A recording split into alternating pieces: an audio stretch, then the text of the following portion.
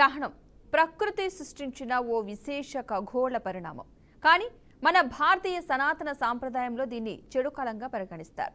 ఆ క్షణాల్లో భూమిపై ప్రతికూల శక్తులు విస్తరిస్తాయని, వాటి ప్రభావం ఆలయాలపై, విగ్రహాలపై కూడా పడకుండా రక్షించాలనే ఉద్దేశంతోనే దేశవ్యాప్తంగా ఆలయ తలుపులు మూసేస్తారు.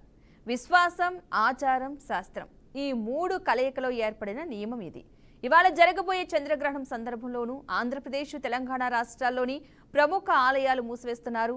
ఇక సోమవారం తెల్లవారుజామున శుద్ధి, సంప్రోక్షణల అనంతరం తిరిగి దర్శనాలు ప్రారంభం కానున్నాయి. అసలు గ్రహణ సమయంలో ఆలయాలను ఎందుకు మూసేస్తారు? ఆ వెనక ఉన్న విశ్వాసాలేంటి? భక్తులు పాటించాల్సిన జాగ్రత్తలేంటి? సూర్యుడు, చంద్రుడు, భూమి ఒకేసారి సరిగా వచ్చే అరుదైన స్థితిలో గ్రహణం సంభవిస్తుంది. చంద్రుణ్ణి కేతువు మింగినట్టు జ్యోతిష్య శాస్త్రంలో చెప్పబడుతుంది.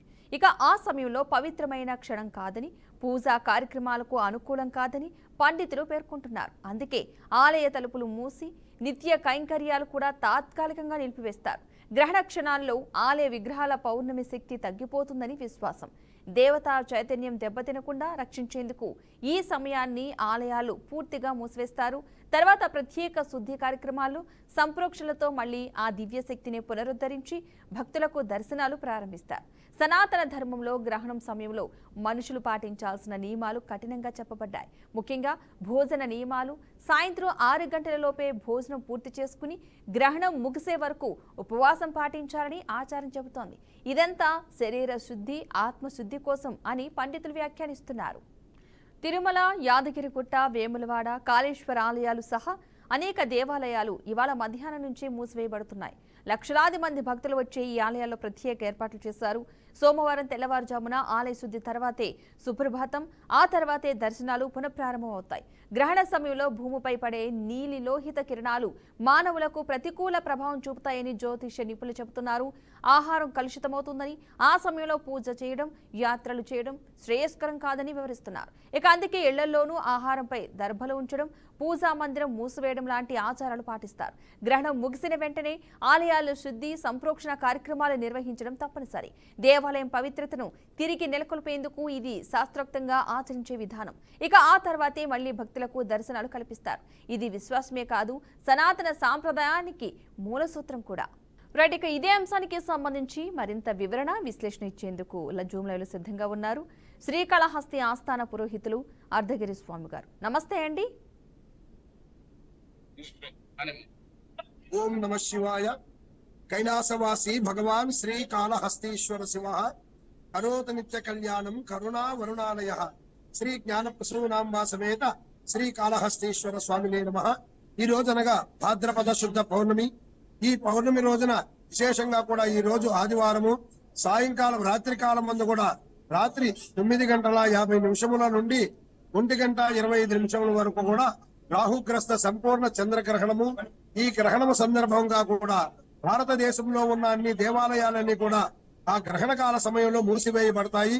శ్రీకాళహస్తీశ్వర స్వామి వారి దేవాలయము గ్రహణ కాల సమయంలో విశేషంగా శ్రీ స్వామి అమ్మవారికి గ్రహణ కాల శాంతి అభిషేకం నిర్వహించడం జరుగుతుంది.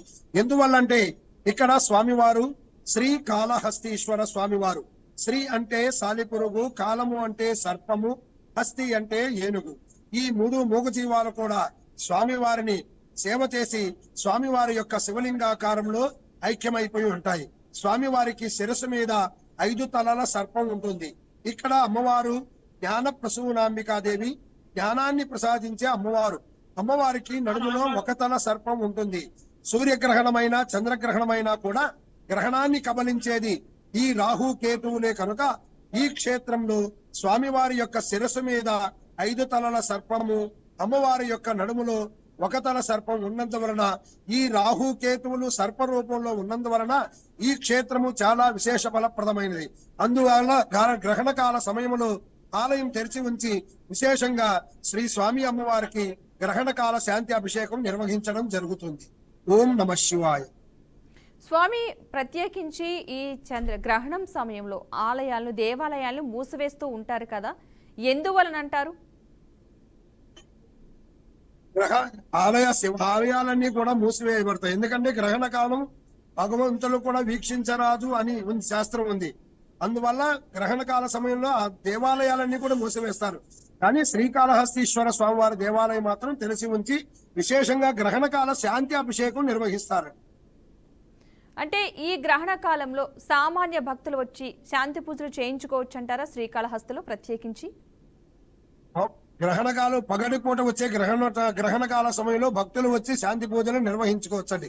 ఇది రాత్రి కాలంలో వచ్చే గ్రహణము. ఈ గ్రహణము అంటే సూర్యాస్తమయం తర్వాత ఎటువంటి శాంతి పూజలు కూడా నిర్వహించరాదు.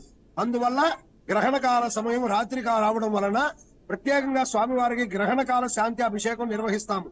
అందువల్ల ఆ ఆలయంలోనికి రావడానికి కూడా అనుమతి ఉండదండి. ఓకే, మామూలుగా అయితే గ్రహణ కాలంలో సామాన్య భక్తులు కావచ్చు, లేదంటే గర్భిణీ స్త్రీలు కావచ్చు, ఎవరైనా సరే ఎలాంటి ఆచారాలు పాటించాలంటారు? ఏం చేస్తే మంచిది? గ్రహణ కాల సమయంలో గ్రహణానికి 1-2 గంటల ముందుగా కూడా భుజించి గ్రహణాన్ని ఎవ్వరు కూడా వీక్షించరాదు. ఆ గ్రహణ కాల సమయంలో ఎవ్వరు కూడా మంచినీళ్లు తాగడం కానీ ఏదైనా అల్పాహారం భుజించడం కానీ ఇటువంటి నియమాలు ఏమీ కూడా చేయకూడదు. ఇటువంటివన్నీ కూడా చేయరాదు. గ్రహణ కాల సమయంలో ప్రతి ఒక్క భక్తులు ప్రతి ఒక్క మనుషులు కూడా గ్రహణ కాలంలో స్నానం ఆచరించి తలస్నానం ఆచరించి పూజా గదిలో కూర్చొని భగవంతుని నామస్మరణ చేసుకుంటూ ఆ గ్రహణం విడిచేంత వరకు కూడా భగవంతుని ప్రార్థించుకుంటూ ఉన్నట్లయితే ఆ గ్రహణ దోషాలు ఏమీ కూడా ఉండవు.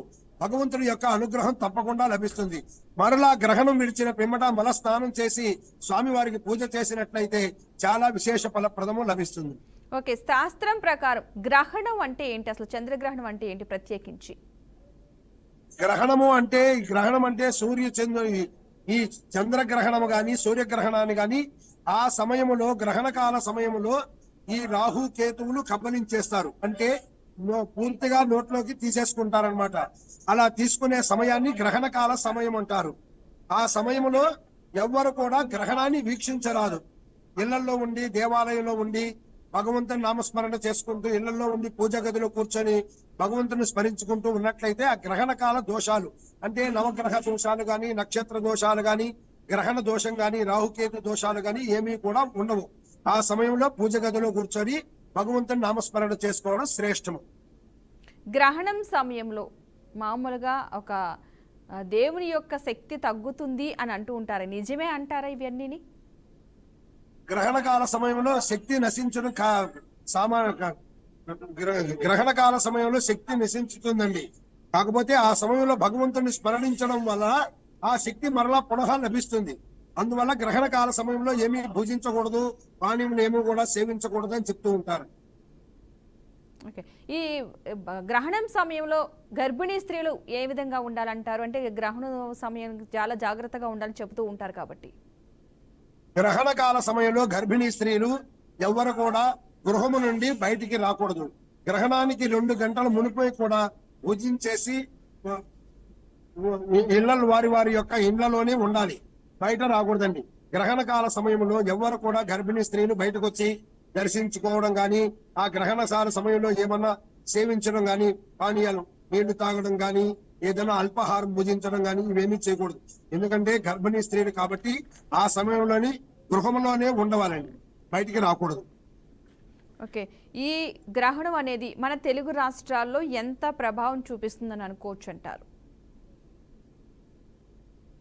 ఈ చంద్రగ్రహణమైన సూర్యగ్రహణమైన కూడా తెలుగు రాష్ట్రాల్లో ప్రభావితం ఎక్కువ ఉంటుందండి. ఎందుకంటే ప్రతి భక్తుడు కూడా గ్రహణాన్ని ఎవరు వీక్షించరు. ఎందుకంటే దానివల్ల అపవాదాలు రావడము, ఏదైనా అనారోగ్య సమస్యలు, ఏదైనా కుటుంబంలో కలహాలు ఇటువంటివన్నీ కూడా నీలాప నిందలు ఇవన్నీ కూడా వస్తాయి. అందు కారణం చేత గ్రహణాన్ని ఎవ్వరు కూడా భక్తులు వీక్షించరండి. ఆ సమయంలో వారి ఇళ్లలోనే ఉంటారు, ఎవరు కూడా బయటికి రారండి.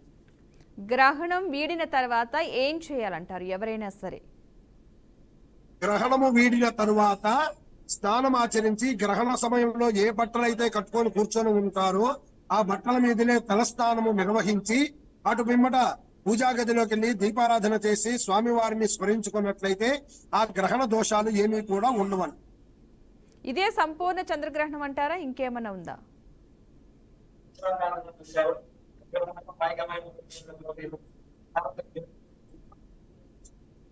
ఇది సంపూర్ణ చంద్రగ్రహణం అంటారా? రాహుగ్రస్త సంపూర్ణ చంద్రగ్రహణం. ఈ పౌర్ణమికి వచ్చేది గ్రహణము చంద్రగ్రహణము, అమావాస్య అటువంటిప్పుడు వచ్చేది సూర్యగ్రహణము. ఈ చంద్రగ్రహణం గనక పౌర్ణమి రోజున విశేషంగా ఈ గ్రహణం వస్తుందండి. అందులో భాద్రపద శుద్ధ పౌర్ణమి రోజు రావడం చాలా విశేషం. కాకపోతే ఏంటంటే గ్రహణ సమయంలో ఎవరు గ్రహణాన్ని వీక్షించకుండా వారి వారి ఇంట్లో ఉండడం శ్రేష్టం. కొంతమంది గ్రహణాన్ని చూసే ప్రయత్నం చేస్తూ ఉంటారు కదా టెలిస్కోప్ ద్వారా, అలా చూడొచ్చు అంటారా?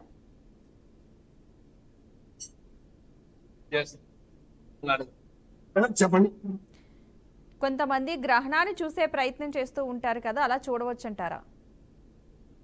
గ్రహణాన్ని వీక్షించకూడదు మేడం. గ్రహణాన్ని చూస్తే నేను చెప్పాను ఇందాక చెప్పినట్టు కూడా నీలాప నిందలు రావడము, అనారోగ్య సమస్యలు రావడము, ఇలా కుటుంబంలో కలహాలు రావడం, ఇటువంటివన్నీ కూడా కోరి కొని తెచ్చుకున్నట్టే. కాబట్టి ఎవరు కూడా గ్రహణాన్ని వీక్షించరాదు అండి, గ్రహణాన్ని చూడరాదు. ప్రత్యేకించి ఏ సమయం నుంచి ఏ సమయం వరకు ఈ గ్రహణం ఉంటుందంటారు? ఈ గ్రహణ కాల సమయం వచ్చి రాత్రి 9:50 నుండి ప్రారంభం అవుతుందండి. 1:25, 1:30 వరకు కూడా ఉంటుంది ఈ గ్రహణము. ఆ సమయంలో తీర్థం, మంచినీళ్ళు తాగడం, సేవించడం, అల్పాహారం భుజించడము, ఇలాంటివి ఏమీ కూడా చేయకూడదండి.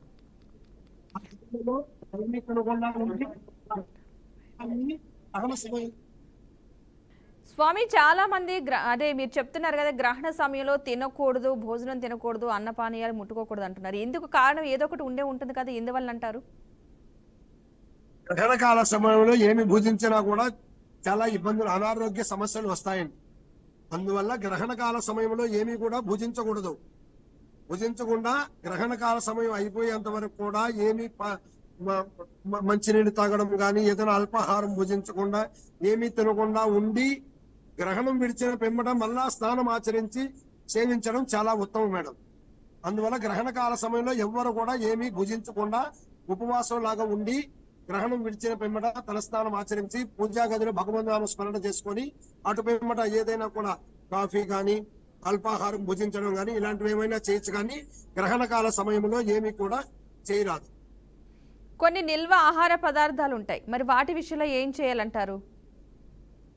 ఆహార పదార్థాలు ఇళ్లలో ఉన్నప్పుడు గ్రహణం ముందు చేసుకున్న ఆహార పదార్థాలు గ్రహణం విడిచిన తర్వాత ఆహార పదార్థాలు భుజించకూడదండి, అవి పడేసేయాలి.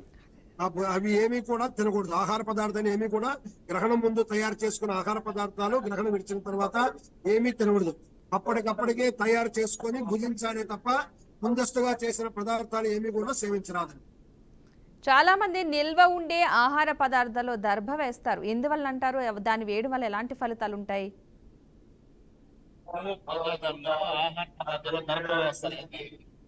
దర్భ చాలా పవిత్రమైనదండి. అందువల్ల ఏంటంటే ఆహార పదార్థాలు ఎవరు కూడా ముందస్తుగా ఉంచుకోరు. ఈ దర్భ చాలా పవిత్రమైనది. ఆ దర్భని అన్ని కూడా ఏదైనా జలములో గాని, పప్పు దినుసులలో, చింతపండు, వీటన్నిటిలో కూడా వేసి పెడతారు. ఎందుకంటే అవి పడేయలేము కనుక అవి అలా ఉంచుకుంటాం కాబట్టి దర్భ చాలా పవిత్రమైనది కనుక ఆ దర్భ వేసి ఉండడం చాలా శ్రేష్టమండి. అందువల్ల దర్భ వేసి ఉంచుతారు. అలాగే పదార్థాల్లో కూడా దర్భ వేసి గ్రహణం విడిచిన తర్వాత సేవించకూడదు, అది చాలా అపవాదం, చేయకూడదు. గ్రహణం విడిచిన తర్వాత గ్రహణానికి ముందు ఏ పదార్థం అయితే తయారు చేస్తామో గ్రహణం విడిచిన తర్వాత ఆ పదార్థాన్ని పడేసి మళ్ళా శుభ్రతగా మళ్ళా ఏదైతే ఉందో ఆ పదార్థం తయారు చేసుకొని భుజించాలి తప్పగా. ఓకే, చాలా మంది గ్రహణం తర్వాత స్నానం చేసి దానాలు చేయడం మంచిదంటూ ఉంటారు. నిజంగా అలా చేయడం మంచిదే అంటారా? ఎందువల్ల చేస్తారు? చాలా మంది, ఎందుకంటే గ్రహణ దోషం ఉంటుంది. చాలా మంది ఇప్పుడు కుంభరాశి వాళ్ళకి ఈ గ్రహణం వీక్షించరాదు. ఇది చంద్రగ్రహణం కనుక కుంభరాశి వాళ్ళకి ఇది రాహుగ్రస్త చంద్రగ్రహణము. రాహుకి సంబంధించినవి మినుములు, అలాగే చంద్రుడికి సంబంధించినవి బియ్యము, పప్పు, కూరగాయలు, చంద్రబింబము ఇవి తీసుకొని వచ్చి గ్రహణ కాలం విడిచిన పిమ్మట స్నానమాచరించి బ్రాహ్మణులకి ఆ గ్రహణానికి సంబంధించిన ధాన్య దినుసులు కూడా దానం చేయడము. ఆ గ్రహణ దోషాలన్నీ కూడా వారి మీద గ్రహణ దోషం ఏమీ ఉండదండి. అందువలనే గ్రహణం విడిచిన పిమ్మట వారు వచ్చి ఈ విధంగా దానం చేస్తూ ఉంటారు. బ్రాహ్మణులకి దానం చేస్తే శ్రేష్టం. ఓకే, గ్రహణ సమయంలో చంద్రుడు ఎర్రగా కనిపించడానికి కారణం ఏమనుకోవచ్చు అంటారు? గ్రహణాన్ని రాహు కమలిస్తాడు కనుక ఆ సమయంలో చంద్ర ప్రభావం ఎక్కువ ఉండదండి. ప్రభావం కోల్పోతారు. అందువల్ల ఏంటంటే చంద్రుడిని రాహు కబలించేస్తాడు, అంటే తినేస్తాడు, లోపలికి మింగేస్తాడు కనుక ఆ సమయంలో చీకరమయంగా ఉంటుంది, ఎరుపు రంగుగా మారిపోతుంది. అందువల్ల ఆ సమయంలో అలా ఉంటుంది. ఎందుకంటే మామూలుగా చంద్రుడు వచ్చిన తర్వాత తెల్లగా ఉంటుంది, శ్వేతంగా ఉంటుంది ఆకాశం అంతా కూడా.